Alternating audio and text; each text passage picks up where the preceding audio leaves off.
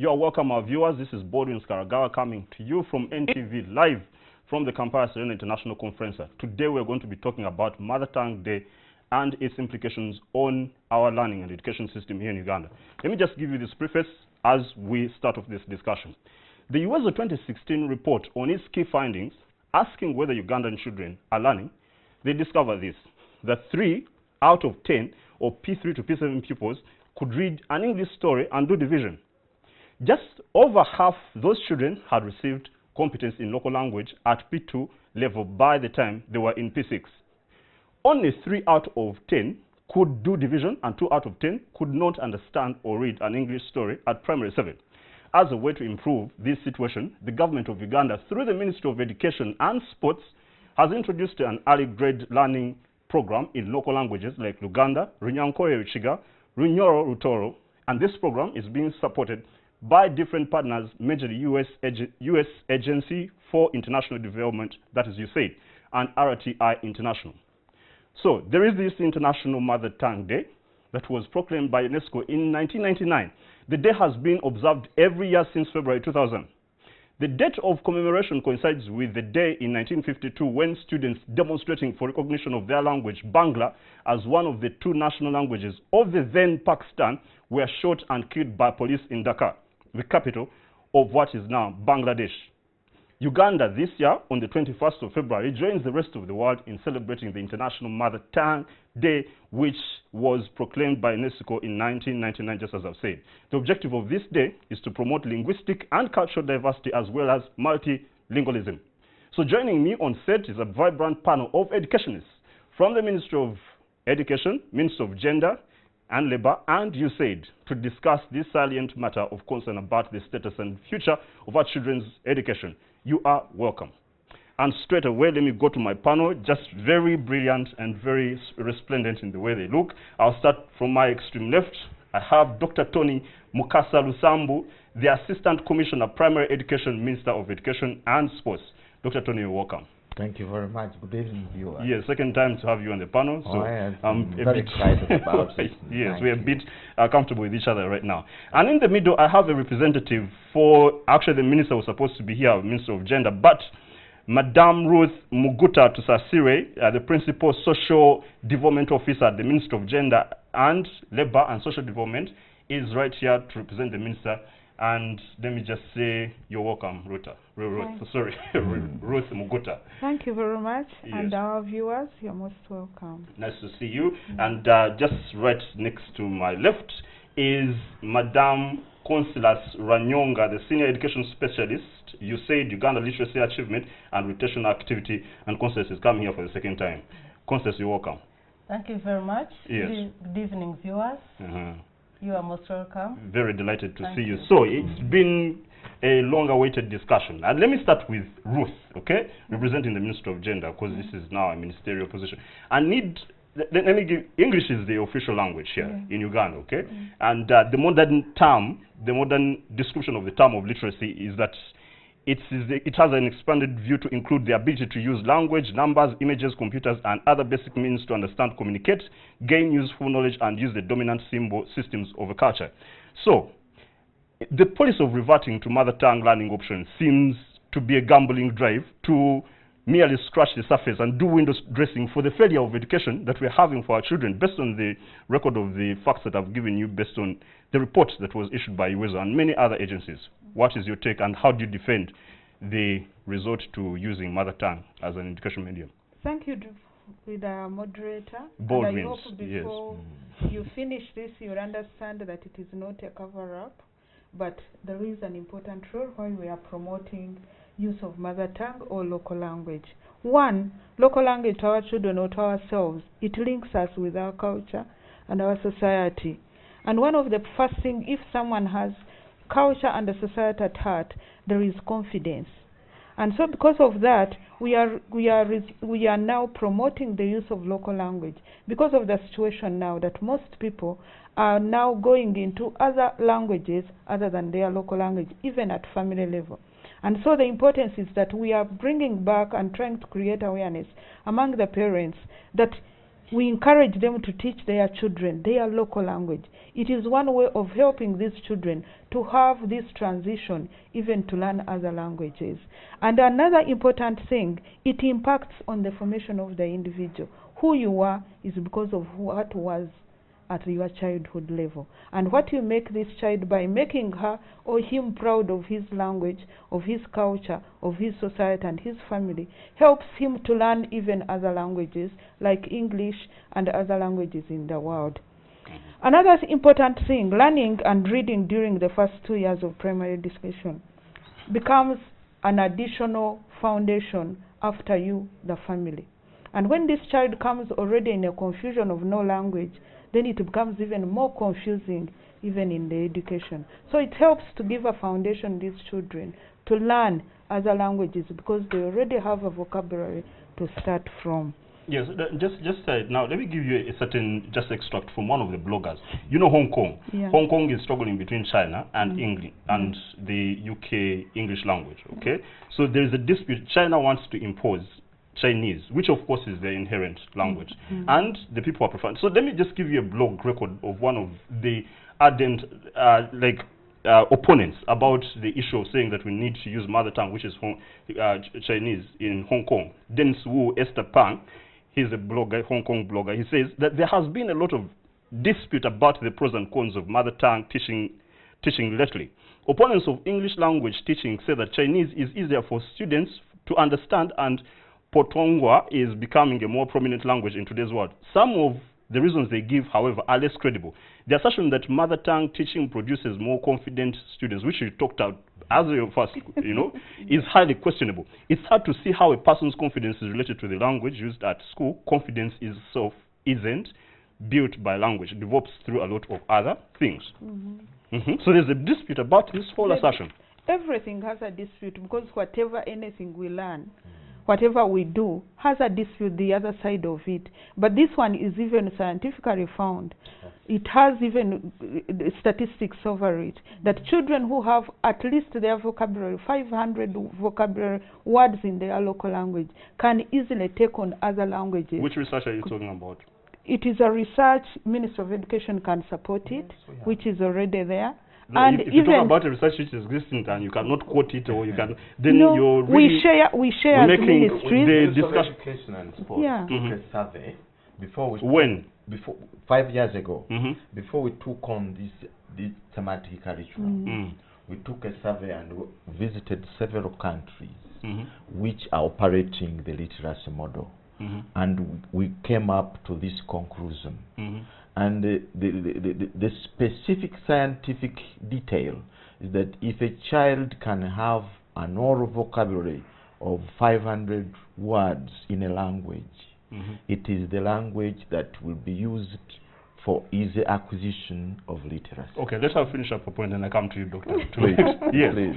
So with that, because as ministries we work together and support each other, so with that, for us as Ministry of Gender, responsible for family and promote strengthening the family role, in parenting we are helping the parents to teach their children, and one of you is you, to help you teach your child the local language that will help this child to transit and learn other languages. And the theme internationally is multilingual. So we are not saying you are going to be fixated in Runyankore like me or in Uganda, but the Uganda, the Runyankore, the Rusoga, the Ruchori you are learning in Uganda will help you also to appreciate those languages as our local language. All right, well said. Let me now turn to Dr. Tony, who sounds to be vigilantly valiant about this. So we have a statistical citation from UBOS 2014 report. Okay, it shows the distribution of population aged 6 years and above by school attendance and selected characteristics. It says that 20.5% rather have never gone to school, 37.6 are only currently attending, and 41.9 of course have left school. So of course now the concentration of the dilemma is on the first statistic of 20.5% have never gone to school. Now, how is a nation meant to practically build the foundational learning and reading cognitive skills of its young people, especially in regard to the fact that you're having too much residual non-learned people in the country? Yeah, first and foremost is to dispute some of the statistics there. But this is you, boss. Because as we talk today, this is you, boss, chief. As we talk today, yes, 2014, 97% of our pupils are in school. This is a general collective sort of citation of the entire population kind of survey. Let me now come to the real answer to your question. Okay. Focus is now put on the indicators for early literacy skills. And that's where we are putting our emphasis. And with reference to reading instruction that emphasizes reading at sound level, word level, and extended text level. The development of multilingual abilities in both local languages and English is our goal, with care for the phonological knowledge, vocabulary fluency, and ultimately the comprehension. And we are sure if we cover this, we shall be at that level you really are yearning for. By ensuring that schools operate within the stipulated policies and the guidelines, where we are saying P1 to P3, we use the mother tongue as the medium of instruction. And the English is taught as a subject. And when we go after the transition class of primary 4, then the local language becomes a subject, where English is the medium of instruction up to primary 7. We are also developing the local language pupils' books and teachers' guides based on the thematic curriculum to support the implementation of the local language policy in all our primary schools. And we are really serious on this. We are training and retraining the teachers on how to use these materials and how to use the modern skills in teaching the literacy skills. We have intensified the support supervision for teachers. Now, Doctor, just apologetically, please seeking clarification. Because, you see, there is a recent research by the Ministry of Education itself, and it makes out a citation of these problems. In that particular program, it says that, one, Uganda is not on track to achieve ECD, that's Early Child Development Learning, targets, as had been set by 2015 due to a combination of challenges that include this. Okay, one of the things you're citing that we're retraining, it says that a national strategic plan for ECD development, which resulted in too fragmented planning and weak institutional framework for coordination and management of ECD, has not yet been properly effected and agreed upon. The other thing, the second to this, over-reliance on the private sector to deliver ECD. This has created distortions in ECD service delivery, as the private sector only invested in high economic growth areas of those that were deemed to be of high economic potential. So you are making a well sort of glossed, actionable record of what the government is doing, but it's not actually on record. Now let's do this. We need to separate what is ECD and what is EGR. Those are two different things. Okay. We are discussing early grade reading. What you are reading is about early childhood development. Okay. Those are two different things. All right. And what I'm emphasizing here is early grade reading. And these are the steps we are carrying on to ensure that literacy really picks on. ECD is yet another lot. And what you read could be right in that direction as far as early childhood development is concerned. But as far as early grade reading is concerned, this is the status. Okay, continue. So, the community engagement, just 2 minutes, please, which Madame Ruth has already alluded to, is another strong emphasis we are putting, so that we have the community, we have the parents to support these programs. And you know very well that learning starts from home. And the parents are supposed to be the first teachers before they send the children to school. Lastly is the partnership we are having. And with this partnership, where we have USAID, we have LARA, we have Global Partnership Education, Build Africa, Aga Khan Foundation. Yes, all of these are helping us a lot in assuring that our children can have the basis for reading, so that once we achieve the literacy levels amongst our learners, the rest of the learning levels will be a walkover. Surely. Okay, very optimistic, no problem. Let me come now to Madame Consulas, a separate civil society and kind of private sector person trying to support the efforts of government. Now, Let me just refresh you. P3 to P7 pupils, 3 out of 10 pupils could read an English story and do division. Just over half the children have received competence in local language of P2. Only 3 out of those could do division. Now, you are supporting government in this effort. I need you to help us on how you came to the conclusion that this is worth supporting, as you said, RTI. And perhaps you help our viewers to know what RTI is, and you said, yes, and what you're doing exactly to support this initiative. Thank you very much, Badrin. You said RTI is a research-based organization. Anything that RTI, you said, does, they first research about it. And all what we do it after research, and it is all evidence-based. So RTI in its entirety is a research organization. RTI stands for Research Triangle Institute International. So it is research. And all we are saying is that it couldn't support the government on things they have not actually researched on. So it was researched on in other countries, but also in Africa. It has been researched in Liberia, in Malawi, and other countries, including Uganda now. So to decide that this is a methodology or a language that we are planning, it had to be well researched about. And before we actually start to implement in the government schools, we do a baseline to know where we are starting from. So it is all about research.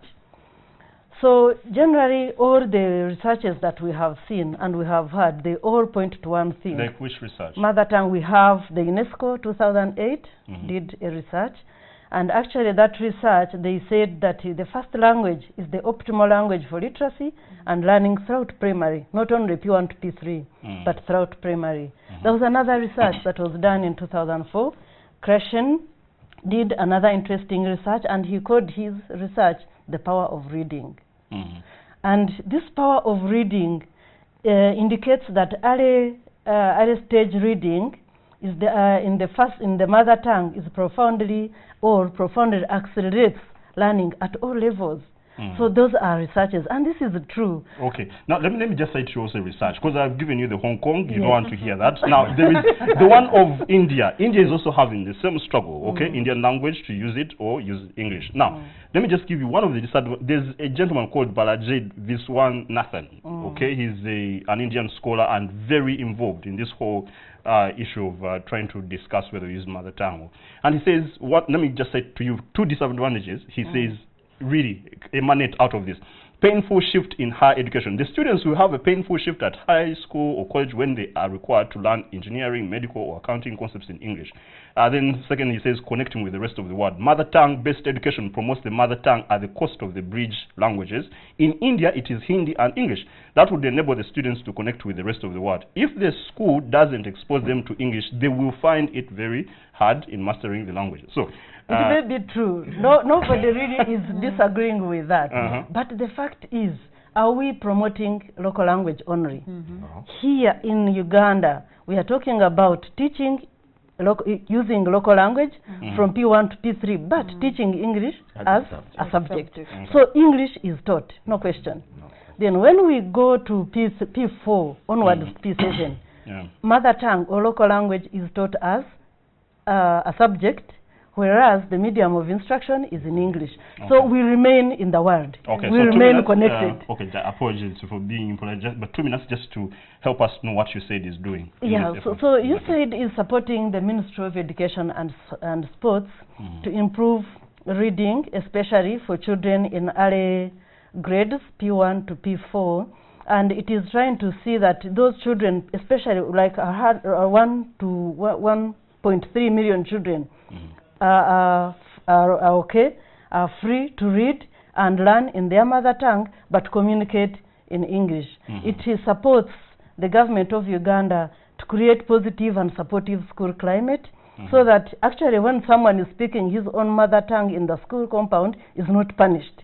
I'm going to talk more about that later on. But also we have seen that some other researches, especially here in like early grade reading assessment, we have found that 51 pupils in central Uganda here, we found they cannot read in their mother tongue. They cannot read any word.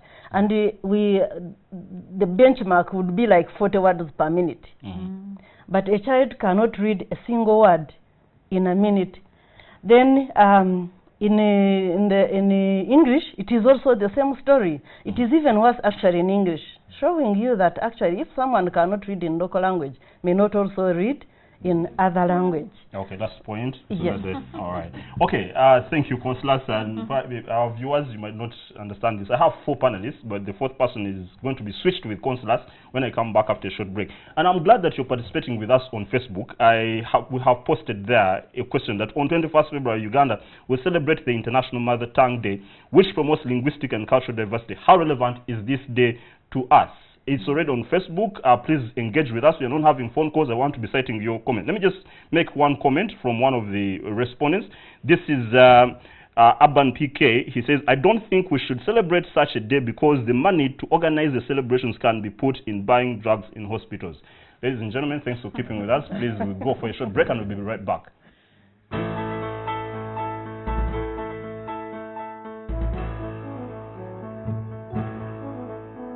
In an effort to make formalization and starting of a business in Uganda faster and easier, government has put up a one-stop shop business facilitation center where all major business support services will be provided under one roof. The center is housed by the Uganda Registration Services Bureau at Georgian House. NTV will host government officials from URSB, URA and KCCA in a live, detailed discussion of this development and its impact on Uganda's business and investment environment. Tune in to NTV on Monday, 20th February 2017 at 10 p.m.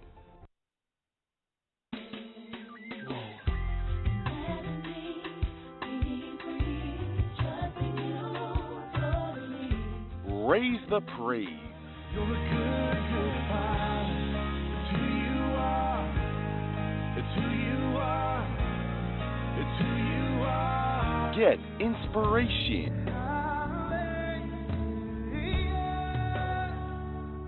You have won the victory. Rise up every morning with a song of praise to the Lord.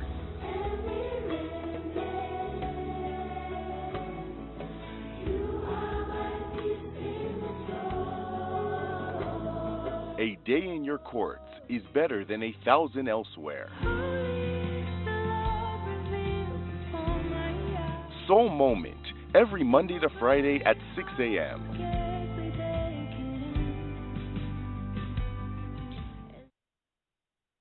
And until the Holy Spirit reaches down to you and actually shakes you and you begin to see this, you will remain there, I'm telling you.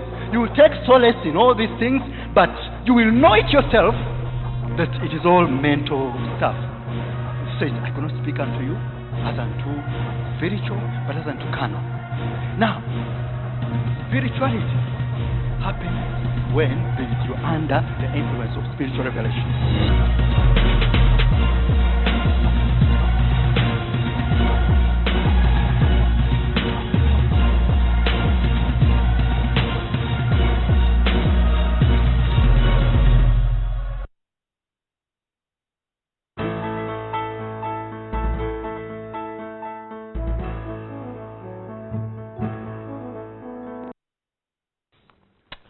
Welcome back. Thanks for keeping with us here at NTV and making us your #1 station. We are talking about an issue of education, the mother tongue option for helping the children to learn and then progress thereafter into the formal language of English. And right on set, I've substituted, kind of switched another panelist, and I've taken away Madame Consulas, and now I have Dr. Robina Cheyune right here. I need to get to understand, apologies on this, I need to get the profile. Yeah, I got it. Senior Literacy Advisor, you said Uganda School Health and Reading Program. Is that the right profile? Okay, wonderful. Now, you've come right on time. We've decided kind of rummaged through different issues here. One of the things we are having we are having difficulty with is the juxtaposition between what is happening on the ground and what the ministry is glamorizing as to be the practical efforts on ground. One, USAID report 2016 still reads and says that 56 out of 100 children of urban peoples, rather in urban areas, could read and understand, yet only 35% of those in rural areas could. So what is the government's political will and the Ministry of Education's practical strategy of sorting out the seemingly persistent poor standards of education, especially for the financially poor segments of our population? Because we seemingly have a dichotomous production of parallel populations of the highly educated because of simply having financial capacity, and those who are not. And we're giving them UPE, we're giving them mother tongue, and the ones in Green Hill and my own school where I come from. So support what exactly is being done to make sure that you bridge up this gap. And I think we should begin on the note of appreciating that since government's establishment of UPE program, we've come a long way. Because even the 50 as opposed to as compared to the 30 that you're citing is an achievement. The 30 wouldn't have been seen if we hadn't had access, first of all. But access is only access. Then we went on, after 2 decades of UPE has given us some achievement. 1 decade of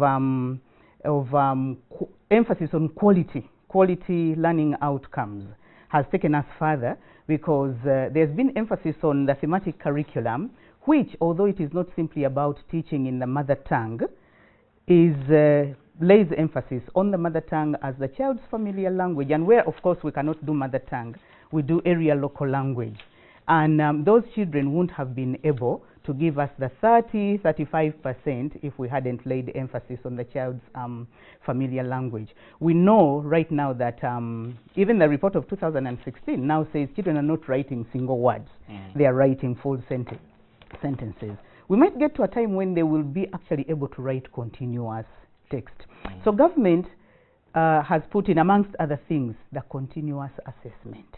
The teacher assesses every day in the classroom, and if they fail to do that, at least there is the national to-scale assessment, which is where you're getting those results. And we know that every year we are told what we are achieving. We'll put in more so that reading, writing are assessed, and everyone knows, and we know where to put our effort, our money, and other investments. We know, for instance, that teachers have been trained to focus on the child. Previously, we were not focusing on the child. And of course, we need to do more. Some teachers are still focusing on the grade. How do you get that grade? This child learning is cognition, really. It's about cognition. And cognition is a place where the language of instruction is at the center. And at the center, you might want to believe, I hope you do believe, that that child in the rural area is already deprived. If you deprive them of a language that they understand, then we cannot get Okay, anywhere. just 1 minute. You know, the impression, definitely the ministry and the technocrats seem to be, you know, giving all these thematic and highly, what you call glamorizing. Exactly, indeed. But you see, there's a persistent outlandish reporting of all these dire, perilous and poor children in different segments of our nation. Okay, and this situation doesn't seem to change because, of course, these poor people have little resistance, have little vocal, you know, opposition to state that you need better standards in here. And because these are poor, we give them poor standards of things. And since there's no political will, where do you get the courage to say that, you know, there is something being done? Is there a real political will, right from the top to the local government to the... There is. Government has opened doors to implementing partners. You know, government could not do everything that we wish to be done. They've opened doors to implementing partners. I'm sure that before the break, my colleagues talked about RTI International. There's Aga Khan, the foundation, doing things in... We work in our little corners, but all of us are driving towards the same goal, to impact that child. And I wish that everyone would be open to receiving, however little the achievement is, there's always something being reported. But I think we tend to to now what government might be thought to glamorize. I think the rest of us, because we want to demand from government, because it is our responsibility to demand from government, we tend to lay a lot of emphasis on what we are not yet achieving. But yes, government is doing a lot. Now, implementing partners are all looking at one thing: for the child to be able to read and write fast in their mother tongue, but to bridge on to English as an additional language. All right, just to pause on that, let me go to now Ruth Muguta. Now, they still quoting from the UBOS report, the latest census that was done. It indicates that only 18.9, rather about 18.9%, none of them had ever completed P7.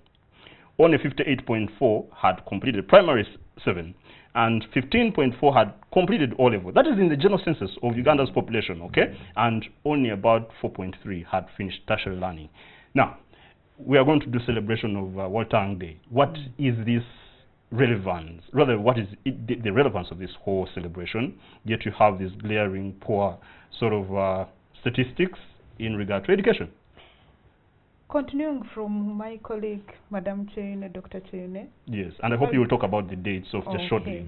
I would like to say that the contributing factors may not necessarily be education factors, but also in the fact that there are other factors that come in. One of the things, if the family, and what Dr. Lusambo said, is not supportive to the education, then the education efforts will go for nothing. And what has government done? We have developed the national parenting guidelines to make the parent responsible for whatever they are supposed to do. Then the teachers adds on, the society adds on. But now, as you see, if Baldwin, you say the truth, the parents have given up.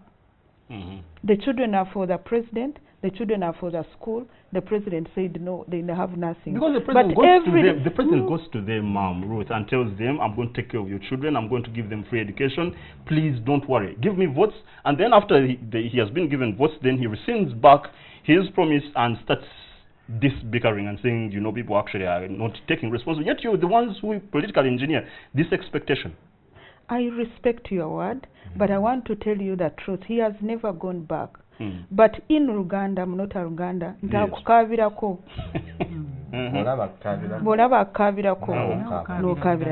So the president came in to cry for the parents and help them to pay for the school fees. But you have a responsibility to give the food, you have a responsibility to give the shelter, you have a responsibility to give the clothing, and which the parents have mistaken.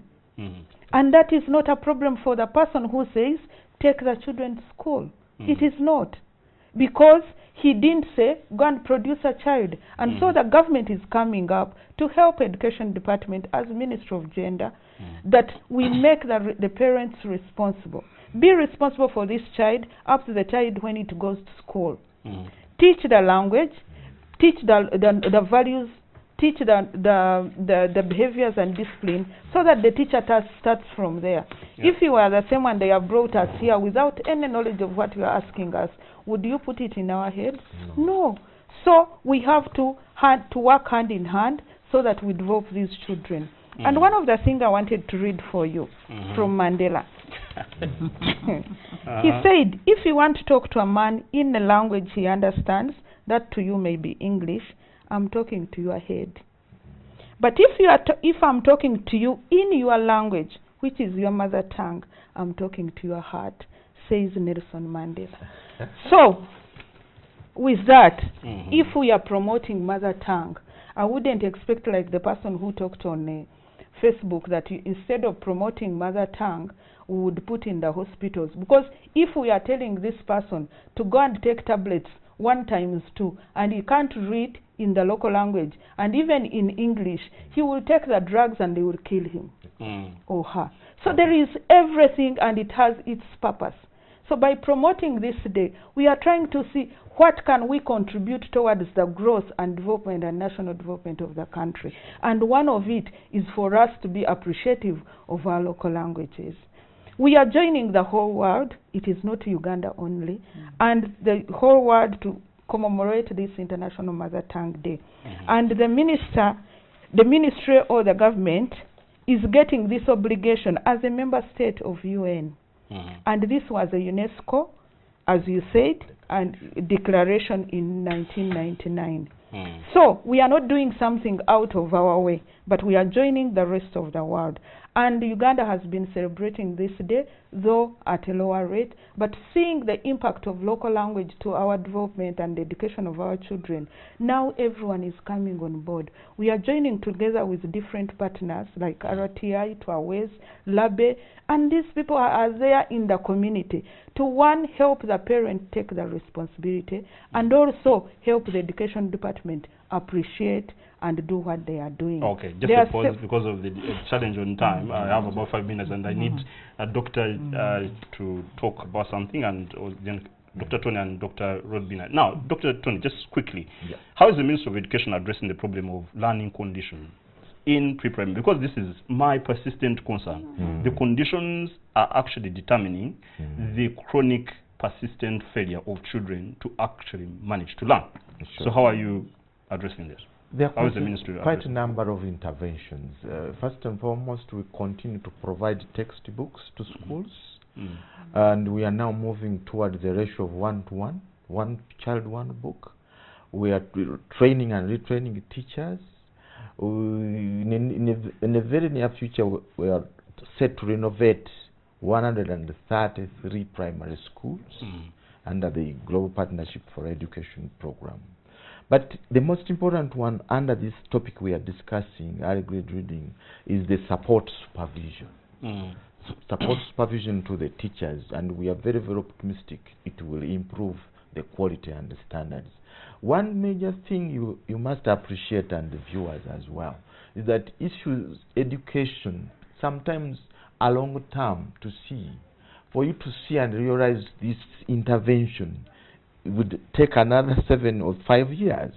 So sometimes people don't appreciate that it is a long-term thing. Like what Dr. Robina told you about PLO results 2016. Those were our first cohort under the thematic curriculum. And the PLO results, according to UNEP, have improved tremendously. So we are moving into a direction. But now teacher support supervision is being more scientific.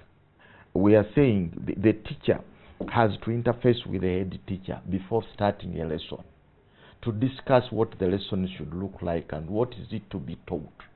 After that discussion, the lesson takes on, and the head teacher is supervising this lesson. Then at the end of the lesson, the head teacher sits down with the teacher to discuss what the lesson has been. And if this support is given to this teacher at least 3 times a term, this teacher will become a wonderful teacher. So is this something being rolled out, or is still a supposition? Is it just a mere supposition? It's already being rolled out. And as I talk now, we have covered a total of 87 districts carrying on with this. And we are very optimistic that by the end of the year, the entire country will be covered using our support. Okay, just 2 more, actually 1 more, because I'm meaning about 2.5. So we are intensifying the support supervision to all schools. We want monthly returns from the head teachers to the DEOs. Every month there shall be reporting. District education officers. Officers. And we are also taking another step to say we are distributing telephone numbers of the district education officers to the entire country, so that the community can participate in the learning of their children. If any parent or community member sees something going wrong in a school, we'll have the capacity to call the DO immediately. We have provided vehicles to all the DOs in this country this financial year. You're serious? I am. Okay, these things are happening. All right, I need to get more information so about that. We are very, very optimistic that improvement in schools will really happen. Okay, just a pause on that. 2 minutes. Dr. Chen, thank you indeed, Dr. Tony Abala. Now, I just need you to give us a slight understanding on the implementation of this mother tongue early childhood learning policy. How are parents involved? He was just talking about that. There is an issuance of numbers. Personally, I don't have a clue about it. Perhaps it's because I'm not in. So, what other things? Because illiteracy of parents itself, it's a significant contribution to keeping kids uneducated and literate. So how are parents involved in this whole process? Then, just a second, our viewers, we will get to all your comments on Facebook after I've gone out of this break. I just have limited time, and I'll comprehensively attend to those comments. Yes, Doctor. Yes, and we need to note that parents' illiteracy or illiteracy levels are bound to be seen, to be emphasized where the language of instruction is not familiar to the community. Now, government has achieved in that area because parents are coming into schools because they see they are relevant, because their children are learning in a language that they, the parents, can share in. Parents are asking children what they've learned at school. They are meeting teachers to comment about what the children say at home, what they report. In fact, with what we have done as an implementing partner with government, the Ministry of Education and Sports, parents are actually demanding, why aren't you reaching all of us? Because as Dr. Tony has said, we have done this in 87 districts so far, and only government schools, by the way, although private schools are clamoring for it. They're saying, these are children of Uganda, why aren't you coming? It is wonderful that parents are seeing their children participating. They are seeing their children learning. Of course, we've got to assess to scale, to know exactly what sort of impact, because figures are beautiful to report. It is very difficult to report qualitatively to some people. But parents' participation is key to UPE, to achievements in UPE. And once the parent is in, you have a partner that is probably the most central. We can have partners who fund, partners who teach, train teachers, but the parent is a key partner, and if we keep them out, with especially language that cannot help them to participate, you know, they are out. Okay, so you're saying the parents are being involved. They are involved. All right. And actually the UPE guidelines say to them, go in, ask. You know, they would demand, that is participation, but now they are participating in dialogue. Okay, Dr. Robin Nacheyune, the Senior Literacy Advisor, you said Uganda, and Social Health and Reading Program. Uganda Schools. Yes, Uganda Schools Program. I indeed have to say it was a great delight, because I'm going to switch you with Councillor Seke. Thank you for appearing with the show. And I will be coming back after a short while to have another break. This is NTV dedicated to making sure that we inform you, educate you, empower you, and entertain you. Please keep logged on, and we'll be back after a short break.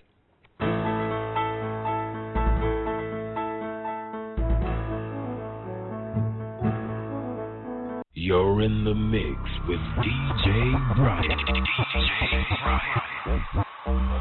Stand up. Brian. Stand up. Brian.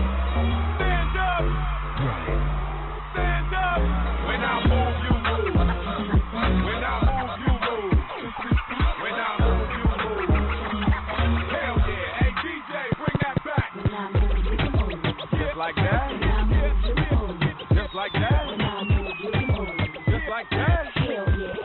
Mama Chuck,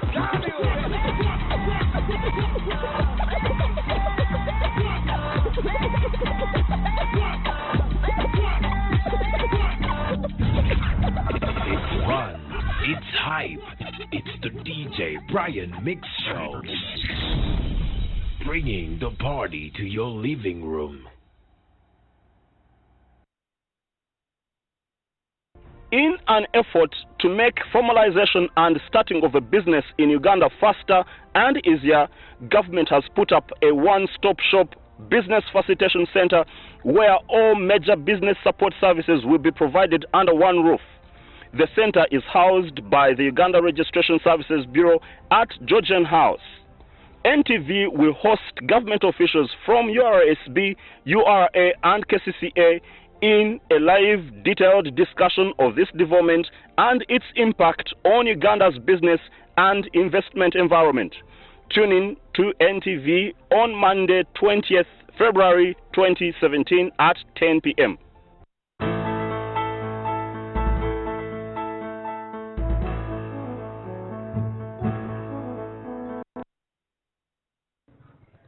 Thank you for keeping with us. I'm Karagawa Baldwin's coming to you live from the Kampala International Conference Center. It's a good day here in Kampala.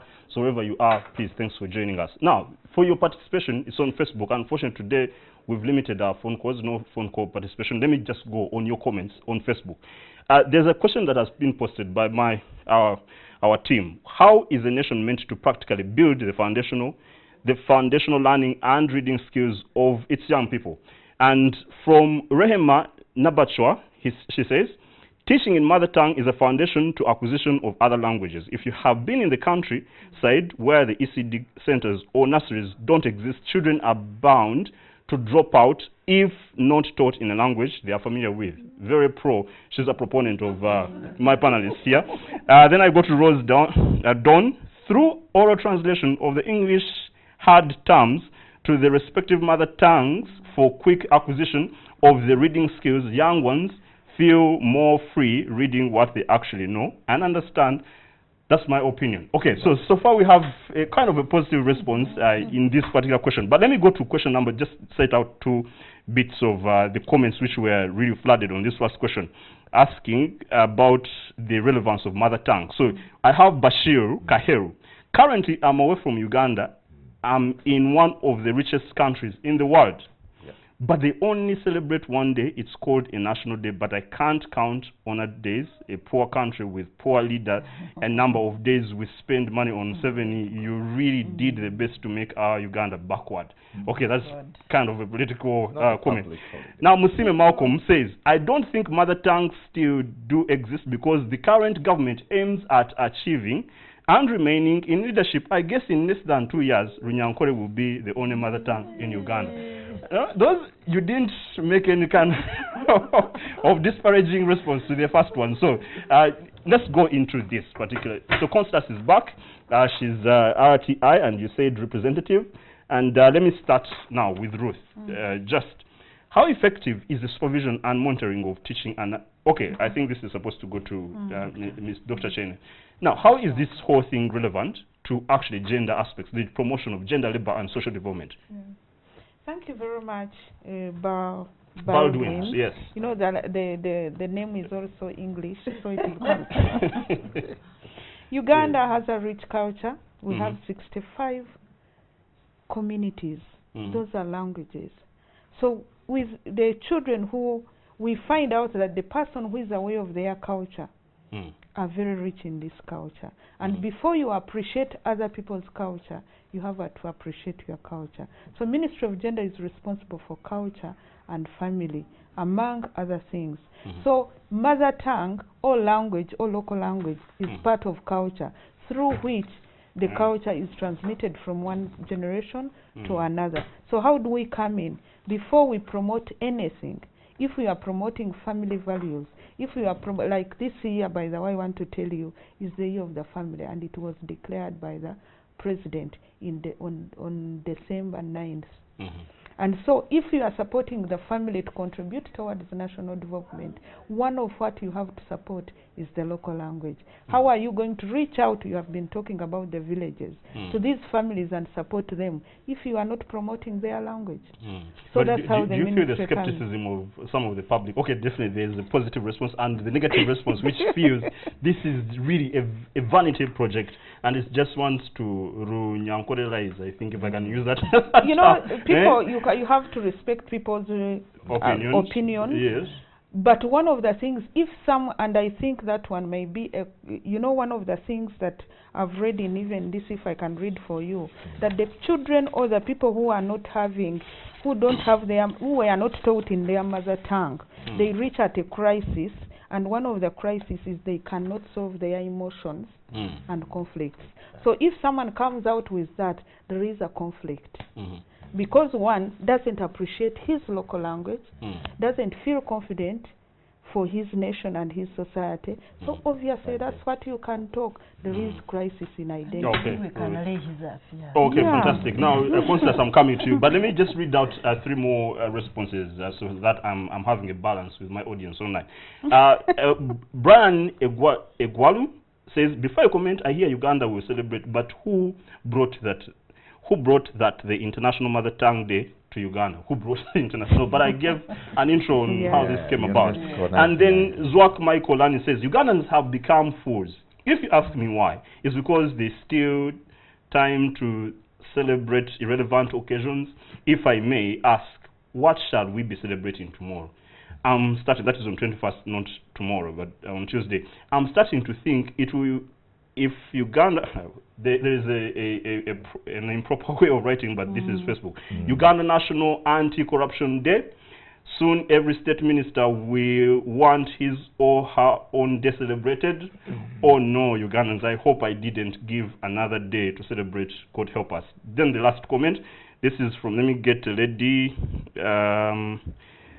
Ida Mwaniki. Help me showcase a business segment that is a cash cow in mother tongue category. A cash cow, mother tongue category.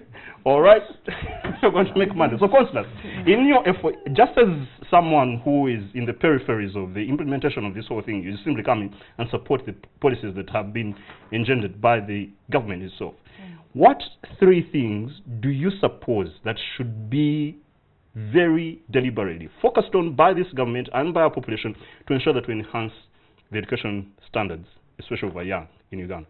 Thank you, Pardon. I think I first want to allay fears for Kaheru. Someone called Kaheru, the one who said they want to renyankorerize. Yeah, as I speak now, in our schools we have 12 languages that have books, that have orthography, that are being taught in our schools. So it cuts across all of our north, east, west. We have all those languages. So there's no way how one language can dominate in this country. And we are working hard to have orthographies for all the languages. Exactly. And we have language boards. Exactly. Anyway, going back to 3 suggestions to parents and also to the whole nation, we need to acknowledge that children learn and read better in their mother tongue, but also with understanding. You know, there's this thing of reading, but do you understand what you are reading? Because in most cases, children read, and they can read, but when you ask them what they have read, they cannot tell you anything. So we need comprehension. And the government of Uganda, what we need the government of Uganda, therefore, is to ensure that teaching in mother tongue or local language from P1 up to P3 is embraced in all schools, be it government or private.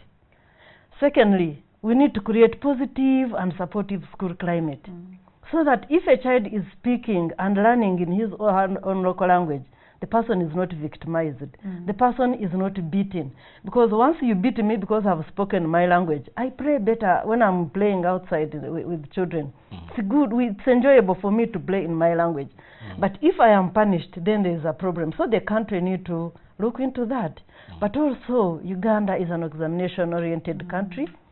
If UNEB can make sure that mother tongue or local language is examined at primary level, it will facilitate attraction to it and learning in mother tongue to avert negative attitudes towards it. So if those 3 can be done, I'm sure we shall go a long way. Because for sure, when we keep talking about mother tongue and people are giving their own views and attitudes. Some are supporting. Some are supporting. Some are. Yeah, we appreciate their opinions, but we need to tell people that children can read for sure in English. But when it comes to understanding, that's why we have been having a lot of failures, and that's why you find people are saying children of these days. These days don't have children. They are our children. So if they are our children, let's think or rethink and say, where did we go wrong? So if we have to go to look for where we went wrong, we would come back to what we are talking about. Thank you so much, councillors. Now, just lastly, as we are wrapping up, we have less than 2 minutes. Just in a minute, hopefully it's possible. The issue of education, as much as it's more of a it's somehow a responsibility of the person or the parent. The nation and especially the sitting government has a huge responsibility to develop a human capital pool. And if I give you my children and they're not learning, that's really going to be a serious problem. So how exactly are you ensuring that the teachers are doing their job and that you're also supporting them to do their job? Because there's demanding that I do my job, but you don't tell me up, you don't empower me to do that.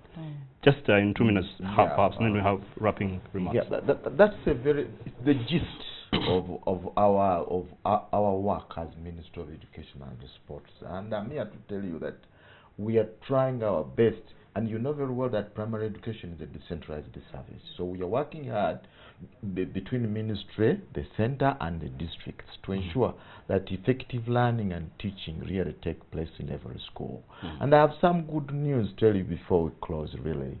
To say, first and foremost, talked about private schools coming on board EGRA. Yes. Discussions have started in the ministry, and it is our intention that all private schools get the skills in early grade reading like other government schools. They will also get the materials, of course, at their cost. Yes. As we talk now. Another good news to tell you. Just one good news, my time. Yes, one good news. One good news. 5 years ago, we Yes. took a baseline survey before we embarked on the early grade reading intervention, and the results indicated that the read class rates in our schools was between 15 and 20%. Only pupils who could read. NAPE results for 2015. What is NAPE? National Assessment of Progress in Education. Okay. It is under UNEB. Now 2015 report has indicated that we now have between 52 and 63% literacy rates in the schools. Okay. This is a very positive trend, and we are moving. And they also told you about the PLE results. Okay. Yeah. So Good indeed. On that point, difficulties on time, man. We cannot have it really spread. Dr. Tony Mukasa Lusambu, the Assistant Commissioner, Primary Education, Ministry of Education and Sports. Thanks for being here. Then I have Ruth Muguta Tusasire, the Principal Social Development Officer, Minister of Gender, Labor and Social Development. Thanks for being here. Mrs. Consulas Ranyonga, Senior Education Specialist, USAID, Uganda Literacy Achievement and Retention Activity, and Dr. Robina, who is seated somewhere that I had to switch with Consulas, the Senior Literacy Advisor, USAID, Uganda School Health and Reading Program. Thank you all for being here. You've been such a sensational, fabulous panel, and I hope what we are saying here will be actually done there in a positive manner. Yes, thank you our viewers for keeping with us. This is NTV. I just have to express my gratitude to our marketing team, to my producer, to my director who is in the control room, to the guys on the social media desk, and everyone here at NTV. I'm coming back tomorrow in the evening to discuss business, the one-stop shop center that is going to be done and opened by URSB, KCCA, and URA from Karagara Boardings. Have a good evening. God bless. Keep on to NTV.